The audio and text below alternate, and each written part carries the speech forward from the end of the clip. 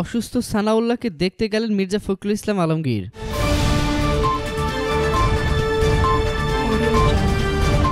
BNP আইন বিষয়ক সম্পাদক অ্যাডভোকেট সানাউল্লাহ মিয়াকে দেখতে হাসপাতালে গেলেন দলের মহাসচিব মির্জা ফখরুল ইসলাম আলমগীর। রাজধানীর আগারগাঁও নিউরো সায়েন্স হাসপাতালে চিকিৎসাধীন অবস্থায় আছে সানাউল্লাহ মিয়া। বিষয়টি নিশ্চিত করেছে বিএনপি মহাসচিবের ব্যক্তিগত সহকারী মোহাম্মদ ইউনুস।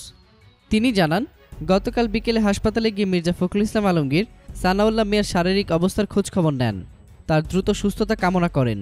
একাদশ জাতীয় সংসদ নির্বাচনে নরসিংদী ৩ আসনে বিএনপির মনোনয়ন প্রত্যাশী ছিলেন সানাউল্লাহ মিয়া। প্রাথমিকভাবে দলের মনোনয়ন পেলেও চূড়ান্ত মনোনয়ন পাননি তিনি।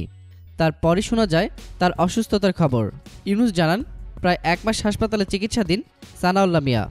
নির্বাচনী সকল খবরাখবর পেতে ফ্রিকি নিউজের সাথেই থাকুন। ধন্যবাদ।